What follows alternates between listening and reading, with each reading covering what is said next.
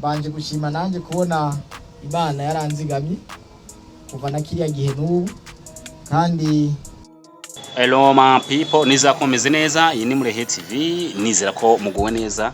Aya namwe ku makuru ariko aracana ko akakanya amenyesha yuko uwahoze ari umushikiranganje wa mbere w'igihugu cy'u Burundi Guillaume Bunyoni yoba ubu yitsegemvye.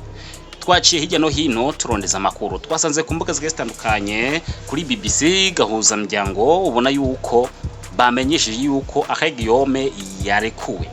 Mu nyandiko banditse kuri BBC gahuza news yabo bavuze ati Bunyoni yahoze ari umushikiranganje wa mbere yarekuwe nyuma y'imyaka hafi 3 mu munyororo, aho bamenyesheje yuko ati umwe mu bakuriye igendereza mu Burundi nawe yemereye BBC gahuza miryango ko Bunyoni hamwe n'abandi bantu 10 barekuwe ku mvo z'ubugwayi.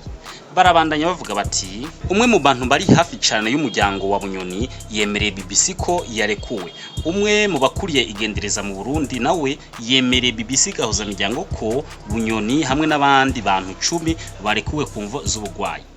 Barongera bati Bunyoni yari yapfunzwe yagirizwa ivyaha birimo guhungabanya umutekano w'igihugu, guhungabanya ubutunzi bw'igihugu, gukoresha amangitsengete yagomba kugandagura umukuru w'igihugu, kuronka amatungo aciye mu nzira zitagororotse nk'ibiturire, gutunga ibigwanisho adafitiye uruhusha. Ivyaha wewe yagumye ahakana.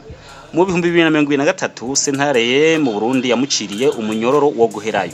Bunyoni akaba ari ku nyuma y'amezi havugwa yuko amagara yiwe yifashe nabi.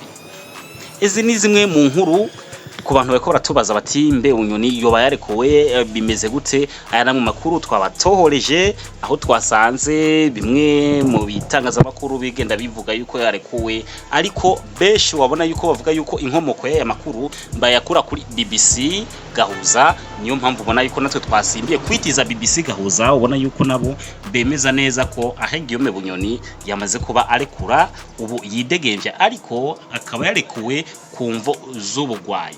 Kola like, comment, mutibagana subscribe kugira mukomeze mubana natwe, turabakunda cyane.